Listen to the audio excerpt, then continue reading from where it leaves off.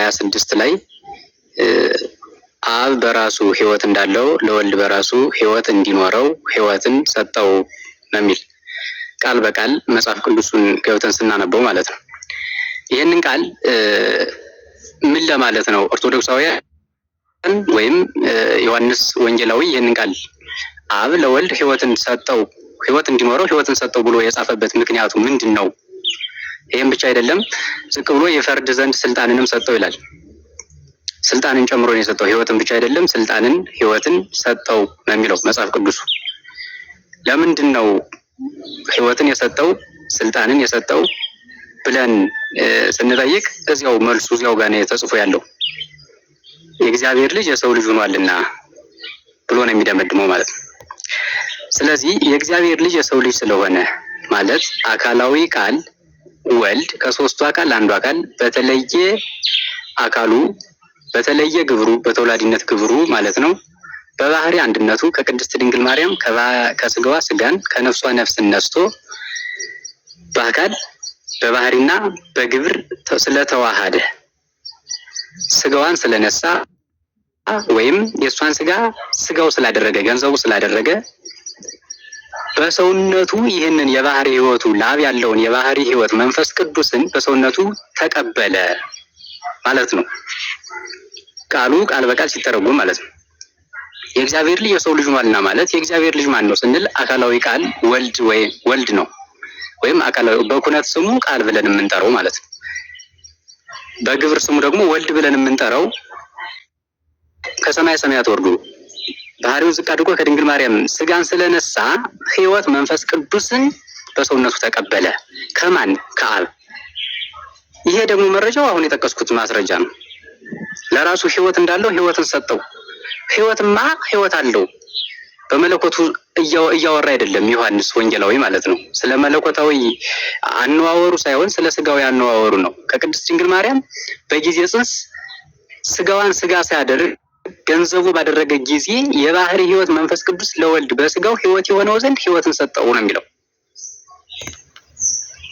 ሰው ስለሆነ ማለት ነው። ሰው ስለሆነ ስለዚህ ሰው ስለሆነ አልተቀበለም የሚለውን አስተምሮ በዚህ እንሞግታለን ማለት ነው። ህይወት መንፈስ ቅዱስን ሰው ቢሆንም አልተቀበለውም የሚለውን በዮሐንስ ወንጌላዊ አንደበት እዚያው ጋር እንሞግታለን ማለት ነው። እንዴት ከተባለ ሰጠው እያለ ስለሆነ አሁን አይ ህይወት አለኝ ህይወት እኮ መንፈስ ቅዱስ ለአንተ ያለ ህይወት መንፈስ ቅዱስ እኮ ለኔም አለኝ ብሎ የሞገተበት ወይም አልቀበልም ያለበት አተታ አልተጻፈም። ህይወትን ሰጠው ነው የሚለው። ሲሰጠው አልቀበልም ማለት አይደለም የምንለው ማለት ነው። ስለዚህ ተቀበለ ብሎ ማስተማር ስህተት የለውም። መጋቤ ምስጢር ሌሎችም የቤተ ክርስቲያናችን መምህራን ስህተት አለው። አንዱ ሰጭ አንዱ ተቀባይ መንፈስ ቅዱስ ደግሞ ተሰጭ አድርጎ ማስተማር ስህተት አለው ብለው የሚሞግቱበት ምን አውድ ኑሮ ነው?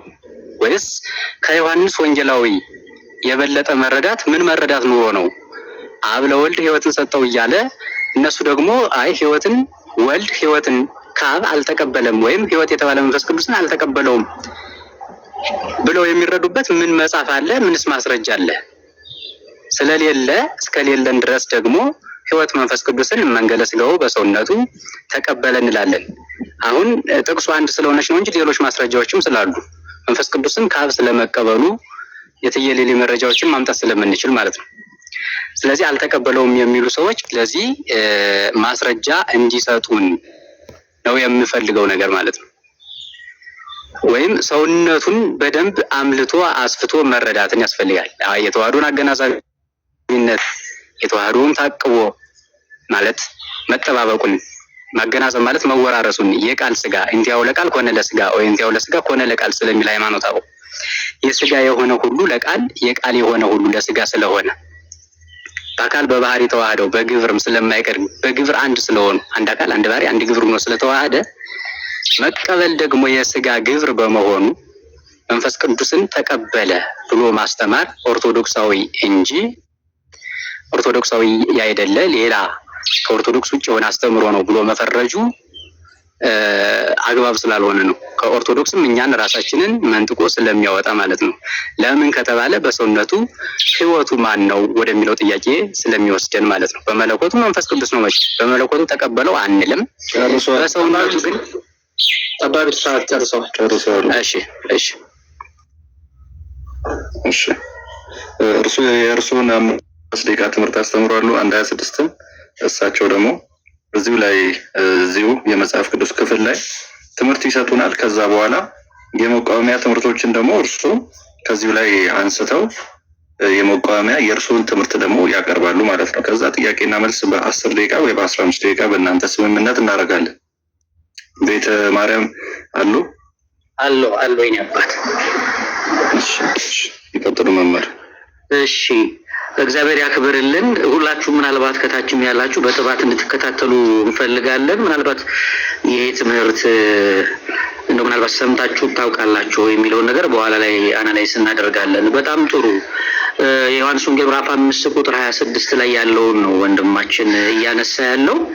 ምናልባት የወንድማችን ጥያቄ በደንብ ሰምታችሁት ከሆነ የተደበላለቀ ሐሳብ አለው። ለምሳሌ ለወልድ አብ ሕይወት ሰጠው የሚል ሐሳብ ነው ወይስ ክርስቶስ በተዋሃደው ስጋ ያለውን ትምህርት ነው ወንድማችን ማንሳት የፈለገው የሚለው ነገር በኋላ እንዲያብራራው እፈልጋለሁ። ለምሳሌ እዚህ ላይ ቆይ ቤተ ማርያም እዚህ ጋር ላይ ይቅር ይበሉኝ ሐሳቦት ላይ አሁን የጠባቢቱን ሐሳብ የእሳቸውን ሐሳብ ይተውትና ዮሐንስ ወንጌል ምዕራፍ 5 ቁጥር 26 ብቻ እንዲተረጉሙልን የፈለኩት እሳቸው እንደዛ ነው ያለበት ይላል። በጣም ጥሩ። እሺ በጣም ጥሩ። ዮሐንስ ወንጌል ምዕራፍ 5 ቁጥር 26 ላይ አብ በራሱ ሕይወት እንዳለው እንዲሁ ደግሞ ለወልድ በራሱ ሕይወትን እንዲኖረው ሰጥቶታል እና ይላል። እዚህ ጋር ያላችሁ ክርስቲያኖች ይሄ ክፍል ለክርስቶስ በስጋ የተነገረ ቃል ነው። የመጀመሪያው ለምሳሌ ጌታችን ኢየሱስ ክርስቶስ ራሱ ሕይወት ነው። መጽሐፍ ቅዱስን ስታነቡ እኔ ሕይወት መንገድ ነኝ ብሎ በዮሐንስ ወንጌል ላይ ከ7 ጊዜ በላይ እኔ ሲል ትሰሙታላችሁ። አሁን አንዱ ተቀባይ፣ አንዱ ሰጪ፣ አንዱ ነሺ የሚለውን ነገር በደንብ ማየት የሚያስፈልገው ቅድም እመቤታችን ከቅድስት ድንግል ማርያም ከስጋዋ ስጋ ከነፍሷ ነፍስ ነስቶ ፍጹም ሰው ፍጹም አምላክ ሆነ ስንል በዚህ በነገረ ስጋዊ ትምህርታችን ላይ መክፈል አለ፣ ማክበር አለ፣ መዋሃድ አለ። እዚህ ትምህርት ላይ በጣም ጥንቃቄ ይፈልጋል። ከዚህ አንጻር አሁን እዚህ በ5:26 ላይ ያለው በክርስቶስ በስጋው የተነገረውን መንፈስ ቅዱስን ተቀበለ የሚለው እንዴ አብ በኔ እንዳለ አታውቁምን ሲል በቁርአን ትምህርታችን አብ ልብ፣ ወልድ ቃል፣ መንፈስ ቅዱስ ሕይወት ስንል በቁርአን ትምህርታችን ላይ በደንብ እዚህ ላይ ያዙ። በሶስት ስም በሶስት ግብር በሶስት አካል ያልኩትን እንዳትረሱ፣ በመለኮት በስልጣን በፍቃድ አንድ የሚለውን እንዳትረሱ። ስለዚህ ክርስቶስ የተዋሃደው ስጋ የፍጡር ስጋ ነው። የማርያምን ስጋ ነው የተዋሃደው። የፈጠረውን ተዋሃደ ነው የምንለው። ስለዚህ የተዋሃደውን ወይም ደግሞ ያንን ስጋ ወልድ አልፈጠረውም እንዴ? በመፍጠር አብ ወልድ መንፈስ ቅዱስ ፍቃዳቸው አንድ ነው፣ ፈጥረውታል እኮ። ስለዚህ የፈጠረውን ተዋሃደ ስንል እዚህ ጋር ተቀበለ የሚለውን ከማን ነው ተቀበለ የሚለውን ልንተረጉም የሚገባው። አሁን እያልን ያለነው በስጋ ክርስቶስ ስለተዋሃደው ስጋ ከሆነ አባቶቻችንም ይሄንን የሚተረጉሙት በስጋው ክርስቶስ ስጋን በመዋሃዱ የተዋሃደውን ስጋ ምሉ እንዳረገው ይነግሩናል። ከዚህ አንፃር እዚሁ ጋር መልሱ የሰው ልጅ ምን ሆኗል ነው የሚለው። የሰው ልጅ ስለሆነ ይፈርድ ዘንድ ስልጣንን ሰጠው ይላል። የሰው ልጅ የአምላክ ልጅ አይደለም እንዴ? ነው። ግን ለምን የሰው ልጅ ብሎ ብቻ ጠራው? ስጋውን ማክበሩን ወይም ደግሞ ክርስቶስ የተዋሃደው ስጋ ወይም ክርስቶስ ከተዋህዶ በኋላ አንድ ባህሪ አንድ አካል ነው። ስለዚህ ስልጣን ምሉ መሆኑን እየተናገረ ነው ያለ ምሉ መሆኑን እየተናገረ። ስለዚህ የሰው ልጅ ስለሆነ ስለዚህ የተዋሃደውን ስጋ እንዴት አድርጎ ምሉ እንዳደረገው እየነገረን ያለው ማለት ነው። ዮሐንስ የክርስቶስን የተዋሃደውን ስጋ የተናገረበት ክፍል ነው። ቀደም በማቴዎስ ወንጌል እንዳነሳሁት ግን ይሄንን ስንል ከተዋህዶ በኋላ ምንታዊነት የለም ብለናል። የቃል ገንዘብ ለስጋ የስጋ ገንዘብ ለቃል ብለናል።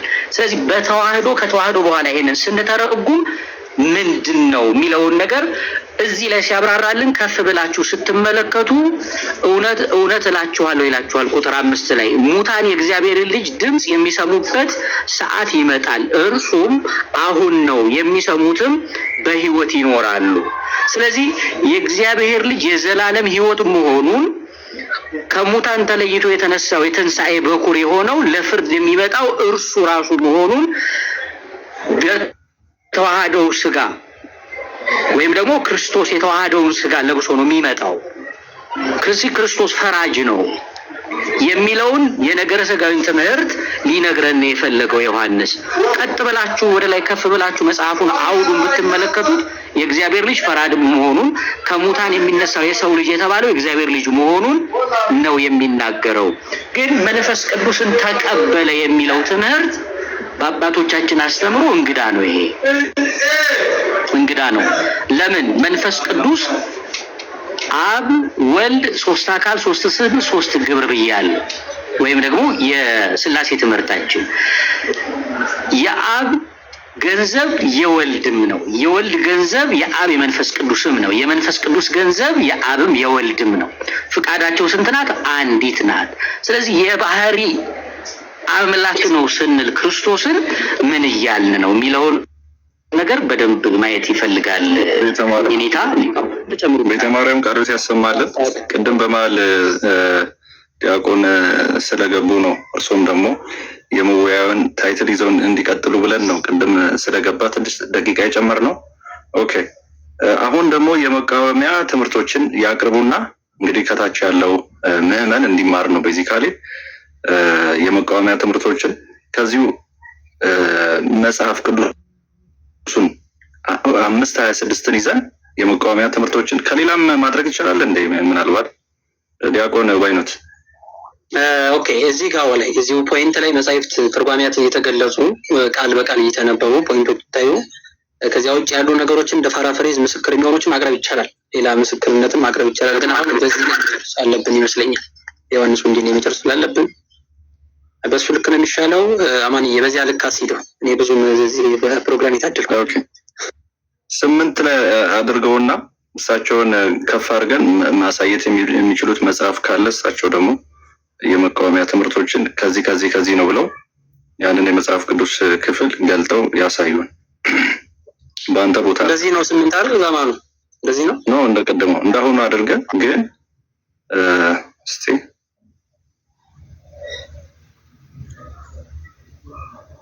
አንተ አስተካክለው ማቀው ነገር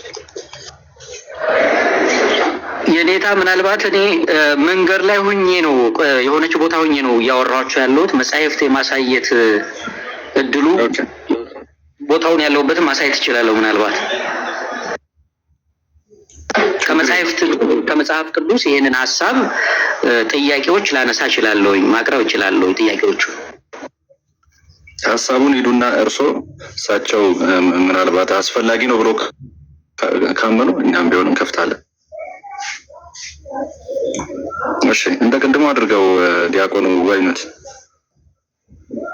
የፎንቱ አስተካክልልንና እንደ በቀደሙ ነው የማደርገው። አማንጂ ወይ እንደ ቅድሙ ራሱ አድርገውና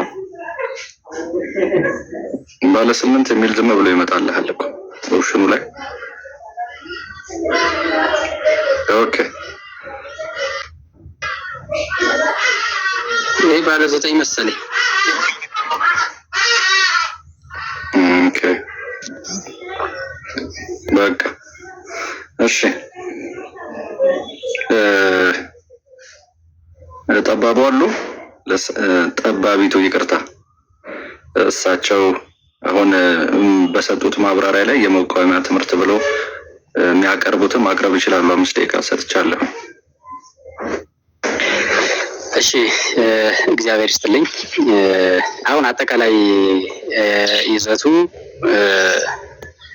ከመምህር ቤተ ማርያም የሰማሁት በመንፈስ ቅዱስን ተቀበለ፣ በሰው መንፈስ ቅዱስን ተቀበለ፣ ቅርታ ሚሉት አድርጎ በሰውነቱ መንፈስ ቅዱስን ተቀበለ ብሎ ማስተማር ለቤተ ክርስቲያን እንግዳ ነው ወይም የተለመደ ነገር አይደለም። መጻሕፍት የሉም ነው አጠቃላይ። ወይ መጻሕፍትን ለእኔ እንግዳ ነው፣ እንደዚያ ሊሆንም ይችላል። እንግዳ አይደለም።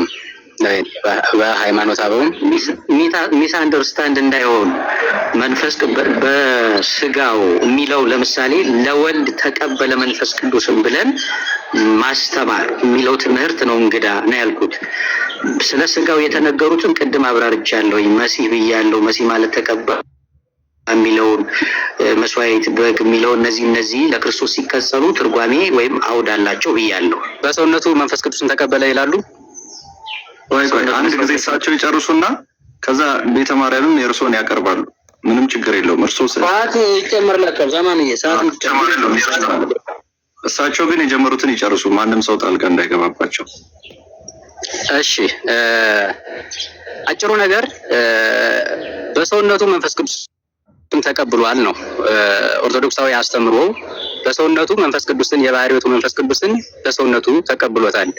በመለኮቱ ብቻ ያይደለ በሰውነቱ መንፈስ ቅዱስ ለክርስቶስ ሕይወቱ ነው አስተምሮ። ለዚህ ምንድነው ማስረጃችሁ? አባቶች ምን ብለዋል? ሃይማኖት አበው ምን ይላል? ምን ምስክር አለ ከተባለ የሞተው ከሙታን ተለይቶ የተነሳው የታመመው ለኩነተ ሥጋ የመጣው እያለ ሃይማኖት አበው ዘአልምስጧጊያ ምዕራፍ 2 ቁጥር 5 ላይ እንደዚህ ያለ ይወርድና የአዳምን ባህሪ በመንፈስ ቅዱስ ያከበረው የባህሪ አምላክ ያደረገው እርሱ ነው ይላል። የአዳምን ባህሪ በመንፈስ ቅዱስ ያከበረው እንግዲህ ያው የአዳም የልጅ ልጅ ናት ድንግል ማርያም። ከልጅ ልጅ ተወልጄ አድንሃለሁ እንዳለ ከአዳም የልጅ ልጅ የነሳውን ስጋ ያን ስጋ በሰውነቱ መንገለ ስጋው ያን በመንፈስ ቅዱስ አከበረው ተብሎ የተጻፈበት አለ ሃይማኖት አበው ላይ ማለት ነው። መንፈስ ቅዱስን ገንዘብ አደረገ፣ መንፈስ ቅዱስን ተቀበለ፣ መንፈስ ቅዱስን ተቀባ፣ ወይም ክርስቶስ ብሂል ቅቡ በመንፈስ ቅዱስ እያሉ መጻሕፍት ያስረዳሉ። እንግዳ የሚሆነው እንዴት ነው? ለምሳሌ በቃ እንግዳ ነው ከተባለ ሃይማኖት አበው ላይ 2:5 ላይ ያለውን ማንሳት ይቻላል። በቃ የአዳም ባህሪ ወይም በሰውነቱ ወልድ በሰውነቱ የከበረው በተቀበለው የባህሪዎቱ በመንፈስ ቅዱስ ነው። በመንፈስ አሁን በሰውነቱ ሕይወቱ ማን ነው ቢባል ነፍስ ብቻ አይደለችም። የባህሪዎቱ መንፈስ ቅዱስ በሰውነቱ ገንዘቡ ነው፣ ገንዘቡ ሆኗል። እንደዚህ ካልሆነ ትምህርታችን ኦርቶዶክሳዊ ማንነታችን ድህነታችን ሁሉ ጥያቄ ውስጥ ስለሚገባ ማለት ነው። ጥያቄው ስለሚገባ ልሄድላችሁ። በመንፈስ ቅዱስ አልከበረም ወይም የባህሪዎቱ መንፈስ ቅዱስን ገንዘብ አላደረገም ከተባለ ወልድ በሰውነቱ ወይም ቃል በሰውነቱ ሰው ብቻ እንጂ አምላክ ሊሆን አይችልም። አምላክ ካልሆነ ምን ያመጣብናል ቢባል በሰውነቱ አምላክ ካልሆነ ድነታችን ጥያቄ ነው። በደሙ መፍሰስ በስጋው መቆረስ በሩቅ ቢሲ ስጋ በሩቅ ቢሲ ደም እንዴት እንድናለን? ድንግል ማርያምስ ወላዲት አምላክ እንዴት ትሰኛለች? ድንግልናዋን ሳያፈርስ በጊዜ ጽንስ በማህፀኗ በመንፈስ ቅዱስ ከብሮ የግዙፍ ረቂቅ የምሉ ጠባብ የስፉህ ውሱን ባይሆን ኖሮማ እንደምን በድንግልና ጽንሳ በድንግልና ተወልደው ነበረ። በመንፈስ ቅዱስ ካልከበረ በሰውነቱ አምላክ አይባልም። አምላክ ካልሆነ ደግሞ ድንግል ማርያም ወላዲት አምላክ ያይደለች ወላዲተ ሰብ የሚያሰኝ መንፈቅና ወይም ክህደት ውስጥ ስለሚያስገባ በመንፈስ ቅዱስ መክበሩ ወይም መቀባቱ የሚያጠራጥር አይደለም። ስለዚህ ይሄም ሉቃስ 9:20 ላይ ማየት ትችላላችሁ። ሰዎች የሰው ልጅ ማን ይሉታል ብሎ ስለራሱ በጠየቀ ጊዜ ቅዱስ ጴጥሮስ ምንድን ያለ አንተ ከእግዚአብሔር የተቀባህ ነህ ብሎ ነው የመለሰው ማለት ነው። አንተ ከእግዚአብሔር የተቀባህ ነህ። ከእግዚአብሔር የተቀባህ ማለት ነው። ዝም ብሎ የተቀባህ ለምን አላለውም? እግዚአብሔር የተባለ ማን ነው? አንተ የተባለ ማን ነው? ምንድነው የተቀባው? በምኑ ነው የተቀባው ብሎ መጠየቅ ያስፈልጋል ማለት ነው። ሉቃስ 9:20 ቀጥታ ገብታችሁ መጽሐፍ ቅዱስን እንዳላችሁት እኔም ስራ ቦታ ሆኜ ለመግለጽ አልተመቸኝም። ገብታችሁ ግን 9:20 ላይ ከእግዚአብሔር የተቀባህ ነህ የሚል ቃል ታገኛላችሁ። የተቀባ አይደለም የሚሉ መምህራንን ሰምቻለሁ። እነሱ እንግዲህ ከተቻለ እነዚህን ኃይለ ቃላት ማጤንና ማንበብ ያስፈልጋል። ስለዚህ የተቀባ የሚል ብዙ ቦታ አለ። እንዳውዱ የምትሉት ነገር ካለ ግን አውዱ ምንድነው አስረዱን ነው የኔ ጥያቄ። አባቶች ከተረጎሙት አውድ ውጭ ከሆነ አውድ የምትሉት ምንድነው ልውሰድላችሁ። 44:7 መዝሙሩን ውሰዱት፣ ዝም ብላችሁ ውሰዱት። እንደ ተለምዶ ማለት እንደ ለጸሎት ዝም ብለን የማክሰኞ ውዳሴ የማክሰኞ መዝሙር ነው። አፍቀርከ ጽድቀ ብለን ባናልፈው መልካም ነው። አፍቀርከ ጽድቀ ወአመፃ ጸለይከ ወበእንተ ዝቀባከ እግዚአብሔር አምላክከ ቅብአተ ብእሲት ትምለከ ማከ ብሎ ቁጭ አድርጎታል። ይሄንን መፍታት ነው። ቅብአተ ብእሲት ምንድነው? ቅብአተ ብእሲት ምንድነው? መንፈስ ቅዱስ ብሎ ተረጉም ታገኛላችሁ። መጻሕፍትን ማገላበጥ ማንበብ ጥሩ ነው። የኔታ አለቀ? ጨርሰዋል። እሺ አባታችን ቤተ ማርያም የራሶትን የመቃወሚያ ትምህርት አንስተው በደንብ አብራርተው እኛም እንማርበታለን፣ ያስተምሩናል። ከዛ በኋላ በቀጣይ ረጅም ደቂቃ ስለሚሰጣችሁ ይሄ ለምን ተባለ፣ ይሄ እንዴት ይፈታል የሚለውን መረጃም ማውጣት እንዲቻል ደግሞ በጣም መልካም ነው። ቤተ ማርያም መቀጠል ይችላሉ። 5 ደቂቃ ሰጥቼዎታለሁ። አሁን የመጀመሪያው ነገር የውይይት ፋላሲ የሆነብኝ ምንድነው? የእሳቸውን የእምነት ዶክትሪን ሳላውቅ ወደዚህ ውይይት መግባቴ የኔ አንዱ ስህተት ነው። አሁን በንግግራቸው ላይ ምናልባት ቅድም ተዋህዶን ሲያብራሩ ሰምቼ ነበረ። ምናልባት ከዚህ አስተምሮት አንጻር ምናልባት ያነሱትን ሀሳብ ይሄ አሁንም ቅባት የሚለው ወይ ተቀባ የሚለው ያነሱበት ሀሳብ ለምሳሌ እመቤታችን ቅድስት ድንግል ማርያምን ክርስቶስ ኢየሱስ መለኮት ነው እያልን እኮ ነው። ከእመቤታችን ከቅድስት ድንግል ማርያም ከስጋዋ ስጋ ከነፍሷ ነፍስ ነስቶ ከፍሎ ተዋሃደ የምንለው መለኮትን ነው። መለኮት ተዋሃደ ወይም ደግሞ ዮሐንስ ወንጌል ምዕራፍ 1 ቁጥር 14 ላይ ቃል ስጋ ሆነ እኮ የምንለው ከፍሎ ነስቶ ምን ሆነ እያልን ነው። አምላክ ነው እሱ። ከስጋዋ ስጋ ከነፍሷ ነፍስ ነስቶ ምን አደረገ እያልን ነው። አሁን እሳቸው እያሉን ያሉት እኮ ያለ መንፈስ ቅዱስ አምላክ ሊሆን አይችልም እያሉን ነው ያሉት። እሱ እኮ አምላክ ነው መለኮት ነው እያልን ነው። ከሶስቱ አካል አንዱ አካል ነው እያልን ነው። ኦኬ፣ ይሄንን ሐሳባቸውን ይሄንን እንዴት እንደሚያዩት እንዲያነሱልኝ ይፈልጋለሁ። ከእመቤታችን ከቅድስት ድንግል ማርያም እሺ መንፈስ ቅዱስ ምን አደረጋት ነው የሚለው መጽሐፍ ቅዱስ። ጸለለባት ወይም ጋረዳት አይደለም እንለው። ይሄንን በደንብ መያዝ አለበት። እንዴት ነው ስጋን የተዋል? ምናልባት ጥያቄ ጊዜ ተሰጡኛላችሁ የዳሎግ የምናደርግበት እሱ ላይ በደንብ እንዲያብራሩልኝ ይፈልጋለሁ ማለት ነው። ስለዚህ መንፈስ ቅዱስ በኢትዮጵያ ኦርቶዶክስ ተዋሕዶ ቤተክርስቲያን ቅድም ተቀባ የሚለው መሲህ ለሚለው አውድ ብለን ለተናገር ነው የሶስቱ አካላት አንድ መለኮት፣ አንድ ፍቃድ፣ አንድ ስልጣን ብለን የምናምነው እግዚአብሔር በልዩ አካሉ ከሶስቱ አካል አንዱ አካል ስጋን ተዋሃደ ስንል ለምሳሌ ዓለም ሄዳ ነው በማን ነው የሚለውን ጥያቄ ስናነሳ ወልድ በስጋው መቆረስ በደሙ መፍሰስ ዓለምን ተቤዠ እንላለን።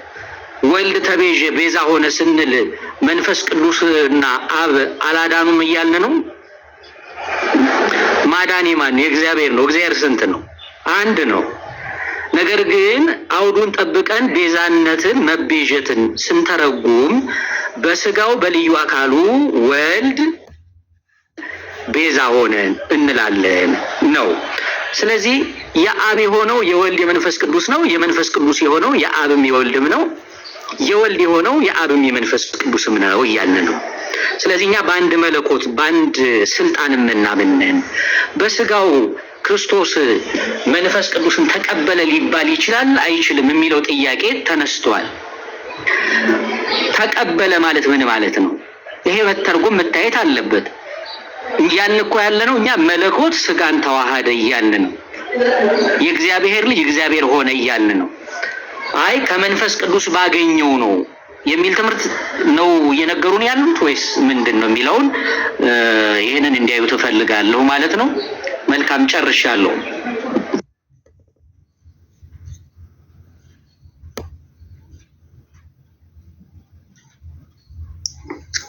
እሺ ምናልባት 1 ደቂቃ ተኩል እንደዚህ አሉት። በዚሁ ላይ የሚጨምሩት ነገር ከሌለ ወደ እሳቸው ነው የምንሄደው።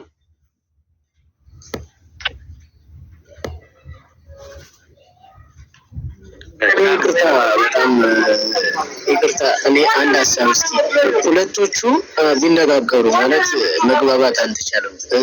እርሳቸውም የራሳቸውን ሀሳብ ነው የሚያነሱት፣ እርሳቸውም የራሳቸውን ሀሳብ ነው የሚያነሱት። ስለዚህ ሁለታቸው ይነጋገሩ ፈቃዱላ። ጌች አንድ ጊዜ ሶሪ፣ ሁለቱም የራሳቸውን ሀሳብ እንደ ቤተ እምነት ሪፍሌክት እያደረጉ ነው። እኛ ደግሞ እየተማርን ነው። ደቂቃ ይሰጠን በሚል አርጉመንት ነው ለነሱ ደቂቃ እየሰጠ ነው። በደንብ አንዱ ብቻ ተጠያቂ እንዳይሆን አንዱ ሁለቱም መጠየቅ ስላለባቸው ነው በደቂቃ ያደረግነው። ወደ ጥያቄና መልስ እንሄዳለን። ረጅሙን ደቂቃ ነው አሁን የምትጠቀሙት። 10 ደቂቃ ለጠባቢቱ ሰጣለሁ። እሳቸው ለመምህር ቤተ ናታንያም ይጠይቃሉ። ከዛ እሳቸው ሲጨርሱ ደግሞ ቤተ ናታንያም ደግሞ ይጠይቋቸዋል ማለት ነው። መምህር ጠባቢቱ አሉ አለው ይሰማል። አስር ደቂቃ የጠየቁትን ጥያቄ ይቅርታ መምህር ዛማኑኤል ይቅርታ፣ እኔ መምህር አይደለሁኝም። አካሄድ እንትን ስለለ ኦኬ። እንዴት መሰለዎት? እሺ 10 ደቂቃ ውስጥ ያወራነውን ሀሳብ ይዞ አቆይቶ መመለሱ ለሁለቱም ወገን እንትን አይልም። ዝም ብለው ይግቡና እርሳቸው የሚሉት ያንሱና ምናልባት ሪፍሌክስ እንትን ካላለብን እንጠያየቅ ገብተው ማለት ነው። ኖርም እኮ ይጠያየቃሉ፣ ትጠያየቃላችሁ። ሁለታችሁ ማይክ አትዘጉም። አማኑልዬ ሁላችሁም ሰላም፣ እንዴት ናችሁ? ግን ይቅርታና በሀሳባችሁ ላይ ከምገባ መጻሕፍቱን እየገለጥን ቢሆን ግን አይሻልም? መጻሕፍትን እኛ እንግለጽላቸው፣ በዚህ ሀሳብ ላይ ማውራት እንደው እያነበብን ቃል በቃል እያሳየናቸው እሱን ለማለት ነው። ጥያቄውን ቀጥታ መጠየቅ ነው። ሁለቱም ያንን ነው የሚያደርጉት። አንዱ ማይክ መዝጋት የለበትም። ጥያቄውን ቀጥታ እየመለሱ ካልተመለሰ አልተመለሰም እያሉ ወደ ቀጣይ ጥያቄ መሄድ ነው። በዛ እሺ አመሰግናለሁ። ቻሉ ግን እርሱ ማስረጃ ማውጣት ቢችሉ እሳቸው መንገድ ላይ ነን ስላሉ እርሱ መክፈት ይችላሉ። እኔ የተቀመጥኩበት ቦታ ቢሮ ስለሆነ ነው። በነገራችን ላይ እኛ እንክፈትላቸው ዛማኑኤል፣ እኛ እንክፈትላቸው ማስረጃው ምን መጽሐፍ ቅዱሱን መጽሐፉን እያሳየን እንክፈትላቸው። አንተ መክፈት ይችላል፣ እኔ መክፈት ይችላል። ለምሳሌ መጽሐፉን ያስላል የፈለጉት መጽሐፍ እንገሩን፣ እኛ እንክፈትላቸው። ከዛ በዚያ ፖይንት ላይ ያው አይሻልም? መጽሐፉ ስላለ አንተ ተከፍትላቸዋለህ። ኦኬ እኔ 10 ደቂቃ እንሰጣቸዋለን። ይቀጥሉ። ኦኬ እሺ መልካም። መንፈስ ቅዱስን በሰውነቱ አልተቀበለም የሚል አስተምሮ ነው የሰማሁትኝ ለመምህር በትረ ማርያም። አንደኛ ይሄ አስተምሮ ከምን አንጻር ነው? ምን ላይ ያለ ስላለመቀበሉ ተቀበሉ የሚሉ መጻሕፍቶች እንዴት ይታያሉ? በቃ እንዴት ይታያሉ? እነዚህን በደንብ እንዲያብራር ቃል በቃል እያነበቡ ለምሳሌ መጽሐፍ ቅዱስ ላይ የዮሐንስ ወንጌል 5:26 እንዲብራራልኝ፣ ሃይማኖተ አበው ደግሞ አልመስጧጊያ 2:5 ያለው ቃል እንዲብራራልኝ፣ የአዳም ባህሪ በመንፈስ ቅዱስ ያከበረው የባህሪ አምላክ ያደረገው እርሱ ነው የሚለውና ይሄንን እንዲያብራሩ። ሁለተኛው ጥያቄ በሰውነቱ አምላክ ይሉታል አይሉትም? ክርስቶስን በመለኮቱ ያይደለ በሰውነቱ ሰውነቱን ሳይለቅ አምላክ ይሉታል ወይስ አይሉትም? ወይስ ሰው ብቻ ነው የሚሉት? ክርስቶስን ማለት ነው። በመንፈስ ቅዱስ ጋር የተገናኘ ነው፣ ከመንፈስ ቅዱስ ነው ወይ ያኛውን አምላክነትን ያገኘው ምናምን የሚሉ ጥያቄ ያለው በመለኮቱና በሰውነቱ እያልኩ ነው እያብራሩ ያለው። በመለኮቱ ቅድመ ዓለም አምላክ ነው። ከብርሃን የተገኘ ብርሃን፣ ከእውነተኛ አምላክ የተገኘ እውነተኛ አምላክ ነው በመለኮቱ። በሰውነቱ ሰው ሲሆን ግን ስጋን ሲዋሃድ በሰውነቱ ሰው ብቻ ነው የሚሉት ወይንስ አምላክም ይሉታል? በሰውነቱ ግዙፍ ብቻ ነው የሚሉት ወይንስ ረቂቅም ይሉታል? በሰውነቱ ውሱን ብቻ ነው የሚሉት ወይንስ ስፉህ ነው ይሉታል ክርስቶስን? በሰውነቱ ጠባብ ነው የሚሉት ወይንስ ምሉ ነው ይሉታል በሰውነቱ? ይህንን እንዲያብራሩልኝ እፈልጋለሁ። ሶስተኛው ጥያቄ ድንግል ማርያም ወላዲተ አምላክ እንላታለን ሁለታችንም፣ እኔም እርስዎም። ውዳሴ ማርያም ይደግማሉ መቼም ውዳሴ አለክስ ጠባቢቱ። አቤት እንተራው ጥያቄው በቃ 15 ጥያቄ መጠየቅ ሳይሆን አንዱ ጥያቄ እየተመለሰ ቢሆን አግባብ ነው እያስባለሁ። 10 ደቂቃ ስለሰጡኝ እኮ ነው። 10 ደቂቃ ስለሰጡኝ ለመጠየቅ 10 ደቂቃ ያስፈልግም። እኔ በነገራችን ላይ 1 ደቂቃ። ስለዚህ ይመልሱልኝ። በቃ አሁን የጠየቁትን ይመልሱት ይግቡና ያነሷቸውን ሀሳቦች እንትን ልበል። ምክንያቱም ቦታ ነው እየረገጥን ያለ ነው። ኢየሱስ ክርስቶስን አምላክ ይሉታል ወይ? ቀደም እኮ ተናገሩ። ከሁለት አካል አንድ አካል፣ ከሁለት ባህሪ አንድ ባህሪ፣ ፍጹም ሰው ፍጹም አምላክ፣ በሰውና በእግዚአብሔር ያለ መካከለኛ ያልነው በተዋህዶ የተገለጠው እርሱ ፍጹም ሰው ፍጹም አምላክ ነው። ይሄ ተናግሬያለሁ። ይሄ የተዋህዶ ትምህርት ነው። ከተዋህዶ በኋላ ደግሞ እኛ ክርስቶስን በስጋው በመለኮቱ ነጣጥለን ለትርጓሜ ላውድ ልናብራራ እንችላለን እንጂ ክርስቶስ ከተዋህዶ በኋላ አንድ አካል አንድ ባህሪ ነው። ስለዚህ ምሉ እንለዋለን። ምክንያቱም የተዋህደውን ስጋ ምን ብለነዋል? ፍጹም ሰው ፍጹም አምላክ በተዋህዶ ብለነዋልና። ስለዚህ ክርስቶስ ፍጹም አምላክ ነው። ወንድማችን እመቤታችን ቅድስት ድንግል ማርያም ማምላክ ብለው ያነሱት፣ አዎ እማምላክ ናት። ለምን? ከሶስቱ አካል አንዱ አካል፣ ከሶስቱ ቅዱስ አንዱ ቅዱስ አካላዊ ቃል ወልድ በሷ ምን ስላለ ከስጋዋ ስጋ ከነፍሷ ነፍስ ከፍሎ ነስቶ በተዋህዶ በተሐቅቦ ከብሮ ስለተወለደ ስለዚህ እማምላክ እንላታለን ማለት ነው። አማኑኤል ሆኗልና በእርሷ። ስለዚህ አማኑኤል ማለት ደግሞ እግዚአብሔር ከኛ ጋር ሆነ ስላለ መጽሐፍ፣ ስለዚህ ከሷ ተወልዷል ማለት ነው። ማምላክ ትባላለች። እሺ እዚያው ጋር ከተዋህዶ በኋላ በመለኮቱ በሰውነቱ ይላሉ አይሉም? በመለኮቱ እንዲያደረገ በሰውነቱ እንዲያደረገ ይላሉ አይሉም? ከተዋህዶ በኋላ እንላለን። መጽሐፍ ሐዋርያው ቅዱስ ጳውሎስም ተናግሯል። ክርስቶስ በስጋ ወራት የምልጃን ስራ ሰራ ይላል። እንዲህ እንላለን። ሞተ በስጋም ይላል። ሞተ በስጋም እንላለን። ይሄን የአባቶቻችን አስተምሮ ስለሆነ ማለት ልክ እንደዚያ ነው እያልኩት ያለው። አሁን አምላክ በሰውነቱ በስጋ አምላክ ይሉታል ወይንስ በመለኮቱ ብቻ ነው አምላክ የሚሉት ነው ያልኩት። ይኸውልህ ከተዋህዶ በኋላ እኛ ነጣጥለን ክርስቶስ አምላክ ነው፣ ነጣጥለን በስጋው አምላክ ይባላል በመለኮቱ አምላክ ይባላል የሚል ትምህርት የለም። ግዙፍ የሆነው በምኑ ነው? እሱ በተዋህዶ ፍጹም ሰው ሆኖ ሲገለጥ ረቂቁ ገዘፈ፣ የራቀው ቀረበ፣ የማይታየው ታየ፣ ተዳሰሰ። እግዚአብሔር ከኛ ጋር ሆናል እኮ። የሞተ በስጋ ነው አይደል ያሉ? አዎ የሞተ በስጋ ነው። እሺ ገዝፎ የታየ የተሰቀለ የተቸነከረ በምንድን ነው? በስጋው አልነካው።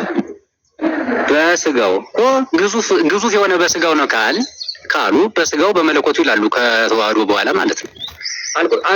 እሱን እኮ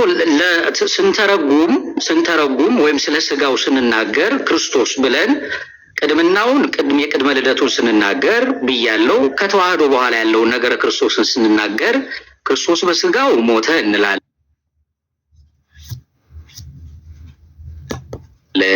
ክርስቶስ በስጋው እንዲህ ሆነ እንላለን ብያለው። መጻሕፍትም ይሄን ይላሉ፣ አባቶችም ይሄንን ያስተምራሉ።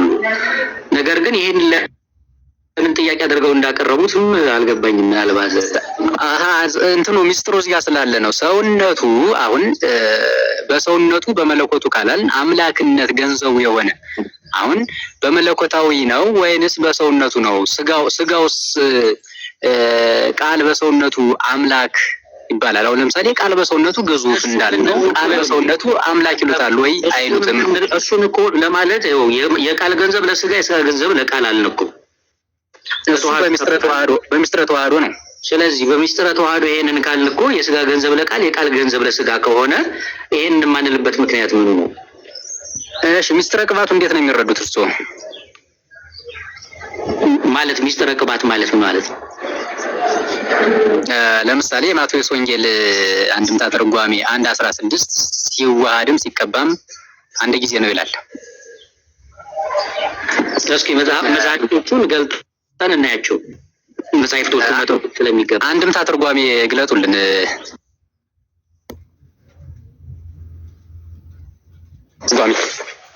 ማቴዎስ ስንት? ምዕራፍ 1 ቁጥር 16 አንድምታ።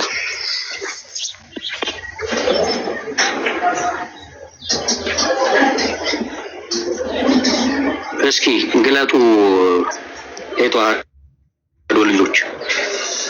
ዲያቆን ካሉ ይክፈቱ። እኔ ስለሌለኝ ነው። ዲያቆን ወይኑት አሉ?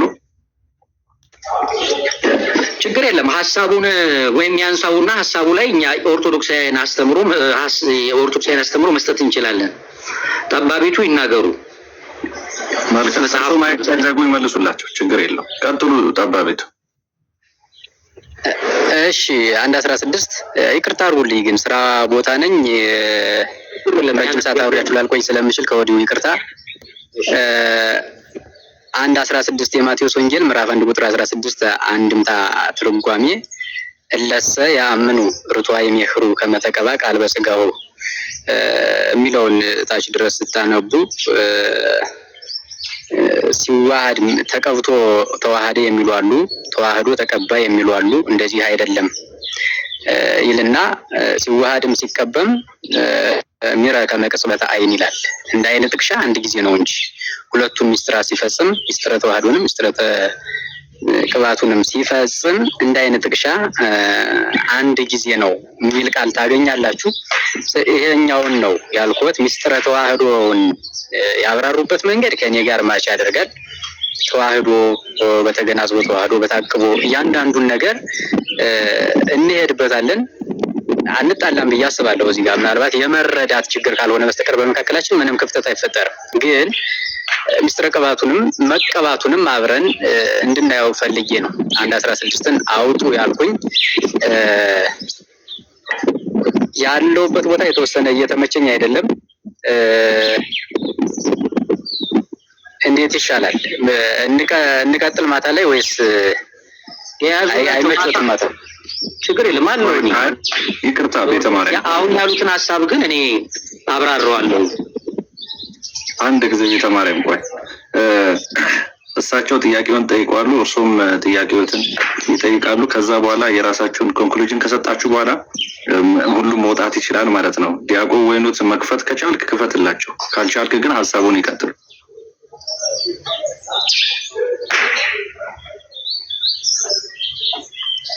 ይሄው ሀሳቡን እየገለጽኩ ነው። ዛውን ይችላሉ፣ ከመጨረሻው አብረውን መቆየት ይችላሉ። እንቀጥል። ፖይንቱን ያዙትና እስከምትችሉ ድረስ አውሩበት። ካልቻላችሁ ይሄንን ያዙልኝ። ከዚያ በኋላ እኔ የሚመቸኝ ማታ ላይ ነው። ማታ ስንት ሰዓት? 1 ሰዓት ጀምረን ማውራት እንችላለን። ጥሩ። እሺ፣ በዚህ ላይ ሀሳብ ልስጥ፣ ችግር የለም። ከዛ በኋላ ያለውን እንትን እንላለን። እሺ፣ አቤት አማን፣ እስካሁን የተነሳውን ሀሳብ መጠየቅ ይችላሉ። 10 ደቂቃ አሉት። የፈለጉትን ጥያቄ መጠየቅ ይችላሉ። ያነሱትን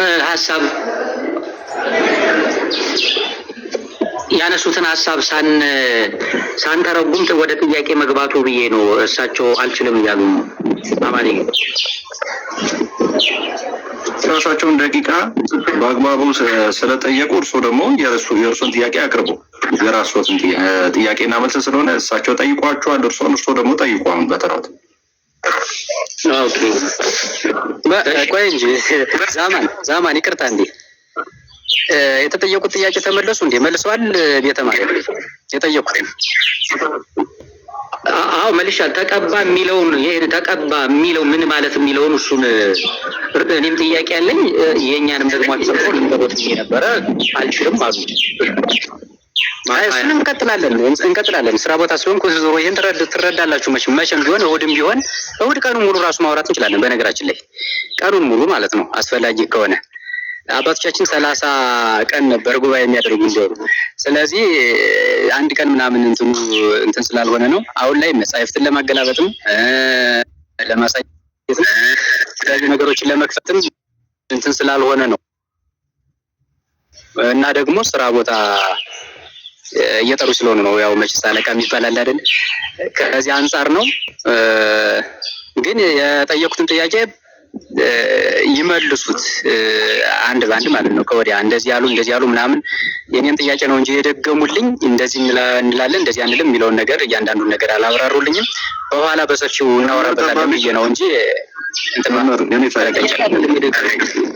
አንድ ጊዜ አሁን ኦርደሩን ጠብቆ እንዲቀጥል እሳቸው የራሳቸውን ጥያቄ በተሰጣቸው በአግባቡ ስለጠየቁ በነበረው 10 ደቂቃ እሳቸው ደግሞ ያንን 10 ደቂቃ ታገሱ ካላችሁበት ቤተ ማርያም ደግሞ ይጠይቁ 10 ደቂቃ ይቀጥሉ። ቤተ ማርያም ኦኬ። አንድ ሀሳብ ልስጥ። ቤተ ማርያም ማቴዎስ 1:16 እንዴት ይረዱታል? የመጀመሪያው ሀሳብ ከነሱ የተነሳውን በዚያው ላይ ጥያቄ ጠይቀው ጠቃለው ይሰጡታል። መጽሐፍቱን እንግዲህ የጠቀሱት ጠባቢቱ ለራሳቸው የሆነ ማለት ያወጡት ሀሳብ ይሆናል።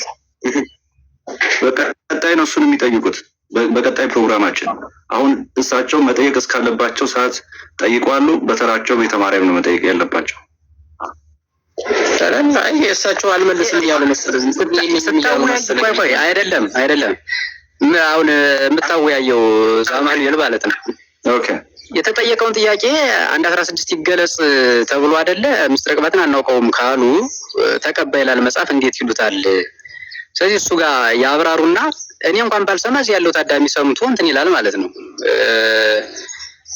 ደግሞ ያኛውን እሳቸው የሚጠይቁትን ጥያቄ 10 ደቂቃ አይደለም 30 ደቂቃ ሰጣችሁም ቢሆን ማታ ላይ ውይይታችንን ማካሄድ እንችላለን ነው። መልካም ጥያቄ ለመርሶ ይጠይቁት። አንድ ጥያቄ ቢጠይቁ ጥሩ ነው። አንድ ጥያቄ ሳይሆን ሌሎችም ጥያቄዎች ስለነበሩ እሱን ደግሞ እሳቸው መልሰዋሉ። እሱም አሁን 10 ደቂቃ ደግሞ ይጠይቃሉ። መጀመሪያ ልጅ ያነሳውን ሀሳብ እንትን ይበላ። ቤተ ማርያም የራሳቸውን ፍላጎት ይንገሩን፣ ችግር የለውም። ቤተ ማርያም ይህንን ሀሳብ የተወሰነ አሳልጠው መልሰው ወደዚያኛው ያልፎ ወይስ ዝም ብለው ይጠይቁ ደስ እንዳሉት? አሁን እኮ ጠባቡ ምንም ሀሳቡም አልገባንም። ምክንያቱም ጥያቄ ይጠይቃል፣ ከዛ ደግሞ ያው እንረዳዋለን ስራም ላይ ስለሆንኩ ነው እያለ ያለው። የጠየቋቸውን ጥያቄዎች መልሻለሁ። አንድ ጥያቄ ብቻ ነው የቀረው። እሱ ምንድነው? የማቴዎስ ወንጌል ትርጓሜው አንድ ላይ ያነሱት ማለት ነው። እንደገና ደግሞ እኛ ተቀባ የሚለውን ወይም ደግሞ ይሄንን የመንፈስ ቅዱስን ስጦታ የሚለውን አናውቀውም አላልንም። ምናልባት ጠባቢቱ ያስተካክሉ ንግግር እንዴት ነው ወይ? በጣም ይቅርታ፣ በነበረው ደቂቃ እሳቸው ጠይቆ ጨርሰዋል። እርስዎ መጠየቅ ይችላሉ? አሁን እችላለሁ። ግን ጥያቄው መመለስ የሚችሉ ከሆነ ልሄድ ነው። የእርስዎ ጥያቄ ነው ግዴታ ነው። እሳቸው በአግባቡ ስለጠየቁ እሳቸው ይጠይቁ። ወይ ዛማንዬ፣ ወይ እዚሁ ጋር ላይ እናቁመው እንጂ ካልተመለሰ ጥያቄው ምን ይጠቅማል? ለዛ እኮ ብዬ ነው። አንድ ጥያቄ አልጠየቁም። እሳቸው ባላቸው ደቂቃ መጠየቅ ያለባቸውን ይጠይቁ። አሁን ሁለታቸውን ታርጌት የሚያደርግ አይደለም ዛማኑ። ይሄ ጥያቄው እኛን ሁሉ ታርጌት የሚያደርግ ጥያቄ ነው። ልክ እዚህ ለምሳቸው ማታ የሚመቸኛል ካሉ እንጠይቃቸዋለን። ማታ አሁን ምሽት እናገኛቸው። አሁን የኔታዋ ማድረግ ያለበት ብዬ የማስበው አሁን ማቴዎስ አንድምታ ላይ የጠቀሷቸው የሉም ጠባቢቱ እሷን ያ ማብራሪያ እኔ ላድርጋትን እንትን ላውጣሉትና መጽሐፉን ማብራሪያ ይስጡበትና ምሽት በእኔ ቤት እዚያው ጋር እኔ ከፍታለሁ፣ እኔ ያወያያቸዋለሁ። ዛማንዬም አለ ጥያቄው በዚያ ላይ ይለቅ። አሁን ግን ለዚሁ መልስ ሰጠው ዝም ብሎ አየር ይቆይ አይሻልም? ጥሩ። ምናልባት የእኛን አስተምሮ እንሄድበታለን። የእሱን እኛንን የምንጠይቀው ምክንያቱም ብዙ ጥያቄዎችን ስለጠየቀ ነው። የአማኑ ሀሳብ ጥያቄ ጠይቋል። ማን? ጠባቢቱ። ስለዚህ የምንጠይቀውን ጥያቄ እንዲመልስ ማታ ተመልሰን እንገናኛለን። አሁን እሱ ያነሳውን ጥያቄ አንስተን የእኛን ደግሞ አስተምሮት እዚህ ላይ እኛ የዚህን የመንፈስ ቅዱስን አስተምህሮት በደንብ አድርገን እናብራራለን ነው። ጠባቢቱ ከዚህ በኋላ እድል አንሰጥም። ማታ 1 ሰዓት ብለሃል። ማታ እንገናኝ። ቻው። እሺ እርስዎ ይቀጥሉ። አሁን ቴንኪው። በቃ እርስዎ ይሄንን ነው ማቴዎስ ወንጌልን እኔ አውጥቼልዎታለሁ። አንድ 16 ነው የጠቀሱት አይደል? አንድ 16 በሙሉ አውጥቼዋለሁ። እርሱን ሀሳብ አንስተው ያብራሩት ነው። በተለይ ይትጋ ነው ለስ ያምኑ ዱሃ የሚሄሩ ከመጥቀበ ቃል መስጋው የሚለው ፖይንት ላይ ነው። እዚያ ፖይንት ላይ እኔ ስክሪንሾት እንዲያድርግ አውጥቼዋለሁ። እሱ እያነበቡ ያብራሩና መጨረሻ አንድ ሰዓት ላይ እናብራራለን። በደንብ ስለማይታየኝ ልቡልኝ እንታይ ፖይንቱ ማን ነው? ዛማኑ ይታያል?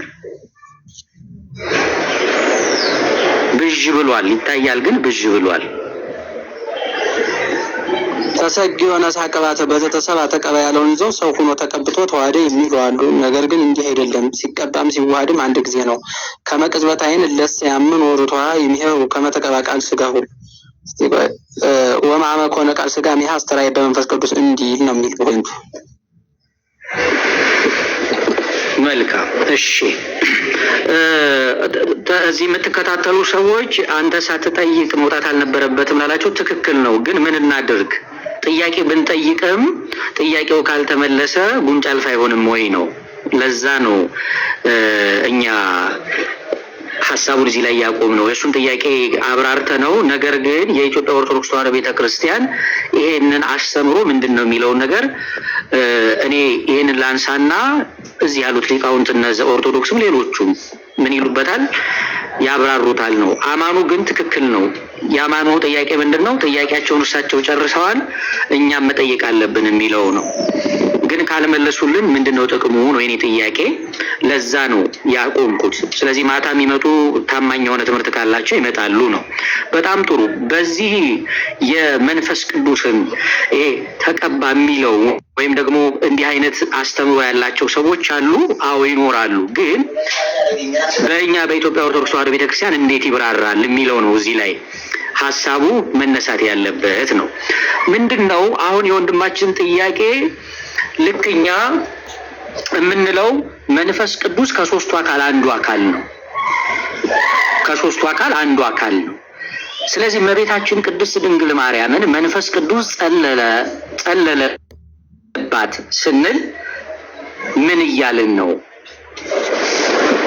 መልአኩ ቅዱስ ገብርኤል መጥቶ ሲያበስራት ትጸንሲ ሲላት ወይም ተወልጃለሽ ሲላት የዕለት ጽንስ ነው የሆነው። በእኛ ቤተክርስቲያን አስተምሮ የዕለት ጽንስ ነው። ስለዚህ መክፈል የሚባል ትምህርት አለ፣ በእኛ ማክበር አለ፣ መጸለል አለ ማለት ነው። ስለዚህ አሁን ማክበር የሚለው ትምህርት አክባሪ ማን ነው? አብ ብቻ ነው? ወልድ ብቻ ነው? መንፈስ ቅዱስ ብቻ ነው ልንል ነው? በፍጹም። ማክበር የአብም የወልድም የመንፈስ ቅዱስም ምናቸው ነው? ፍቃዳቸው ነው ማለት ነው። ፍቃዳቸው ነው። ስለዚህ ይሄንን ትምህርት ያልተረዱ ሰዎች በመንፈስ ቅዱስ ተቀባ ብለው ያመጣሉ። እኛ ግን ከስጋዋ ስጋ ከነፍሷ ነፍስ በተሐቅቦ ከፍሎ ተዋሃደ ነው የምንለው። ተዋሃደ። መዋሃድ ማለት ያለ መጠፋፋት ወይም ደግሞ የቃል ገንዘብ ለስጋ የስጋ ገንዘብ ለቃል ሆነ እያልን ስዱ ቃል የምንለው ይሄንን ነው። በተሐቅቦ ስንል ያለ መጠፋፋት እያልን ነው። በተዋህዶ ስንል ግን ፍጹም ተዋህዶ እያልን ነው።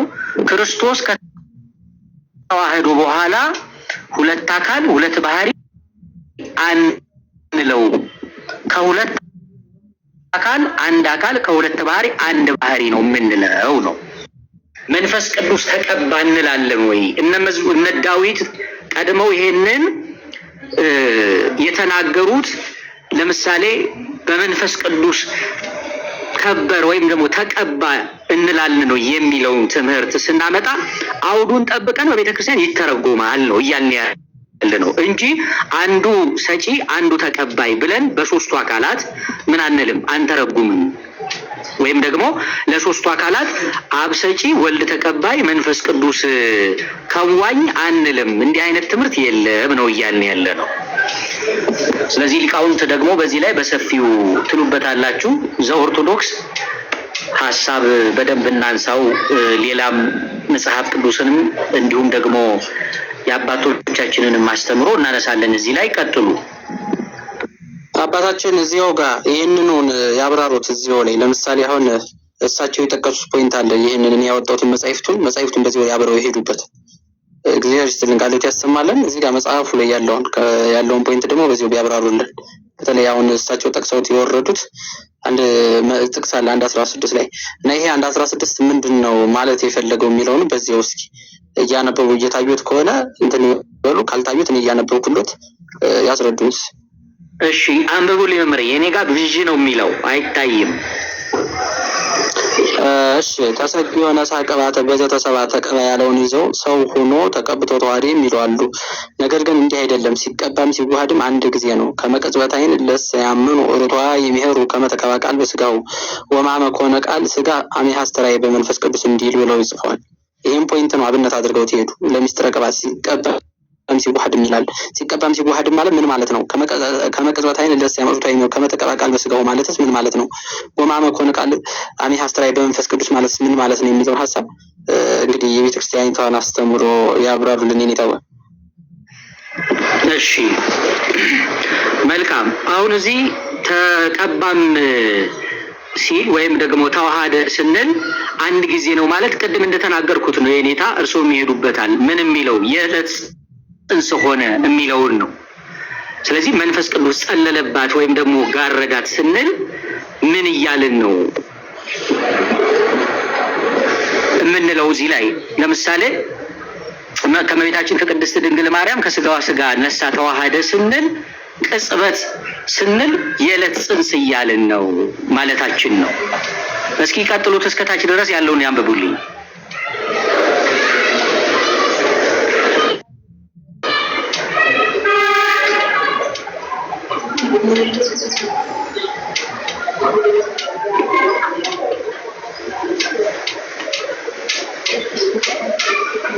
እየተሰማው ነው?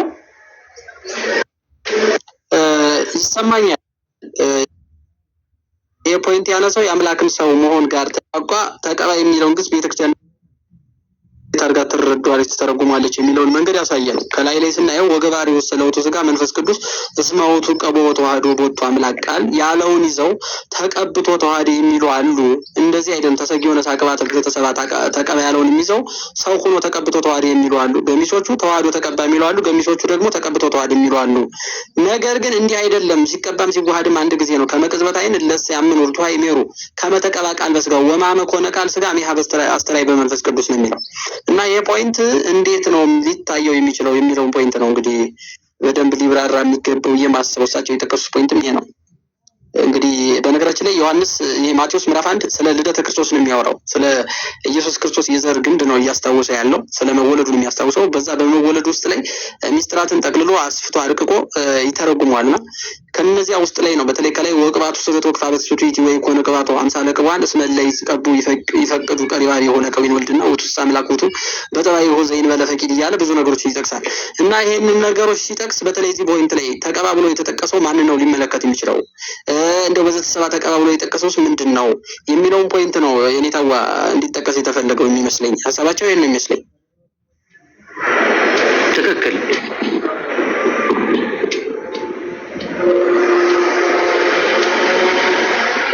እና በዚህ ሐሳብ ላይ ነው እኔው ፖይንቱ ቤተክርስቲያን የራሷን የቻለ መልስ አላት። ቤተክርስቲያን በሊቃውንት ቤተክርስቲያን በሐዋርያት እንግዲህ የነቢያትን ሐዋርያት ተርጉሞታል፣ የሐዋርያት ሊቃውንት ተርጉሞታል። የሊቃውንቱ ደግሞ ዛሬውኑ መምህራን ይተረጉሙታል። እንዴት አድርገው ተርጉሞታል የሚሉትን ነገር ልንረዳው ይገባል። በተለይ ቤተክርስቲያን እንግዲህ የራሷን የቻለ ምንጭ አላት። ያ ምንጯ ምንድነው የሚለውን ደረጃ አባቶቻችን እንግዲህ በሚገባ ያስረዱናል። እነዛ ምስክሮቻችን መጻሕፍት ናቸው። መጻሕፍት የመጀመሪያው መጻሕፍት እንግዲህ ምን ብለው ነው ሊቃውንት የተረጎሙት ትርጓሜያት ነው። እና በዚያው ትርጓሜያት ውስጥ ላይ የተጠቀሰው ምን ይመስላል የሚለውን ሐሳብ በነገራችን ላይ ራሳቸው ጠባቢቶ ቢኖሩ ለመመለስ ይመቸን ነበር። አሁን እኛ ብንመልስ ሌላ አይነት ነገር ነው የሚመስለው። ስለዚህ እርሳቸው ምሽት ይምጡና ይሄን ፖይንት አንድ ባንድ የምንመልስበት መንገድ ቢኖር ደስ ይላል። አባታችን አይሻልም? ምናልባት እርስዎ ያብራሩት እዚህ ያሉት ይሄንን ይማሩበት። ምክንያቱም እኛ እናብራራ፣ እሳቸውን ደግሞ ይሄንን ያነሱበትን ፖይንት አብራሩ ብለን ጥያቄዎችን እናነሳለን። እንግዲህ አስር ሲያወሩ እዚህ አባት እኔ ማምኑን አውቀውበት ነው ሰሚው በሌለበት እያሉ እኮ ነው መጋቢ ሚስጥርም ከታች ብዬ ነው ሰሚው በሌለበት ሲሉኝ ትንሽ ደንግጬ ነውና ይዘግይ ይሄን ፖይንት ይዘግይና ምዕራፍ 1 ቁጥር 16 ምሽት ላይ ብናወራበት ደስ ይለኛል። ሰሚ በሌለበት ከበሩ ብቻ እንዳይሆን እዛ ከሆነ እንደዛ እንችላለን። እሺ መልካም። እኔም ምሽት 1 ሰዓት አይቀርም እንግዲህ ሁላችሁ ምሽት 1 ሰዓት ላይ ልክ በዚህ በኔ ቤት ውይይት አለ። ሁላችሁም አትቅሩ። አባቶቻችን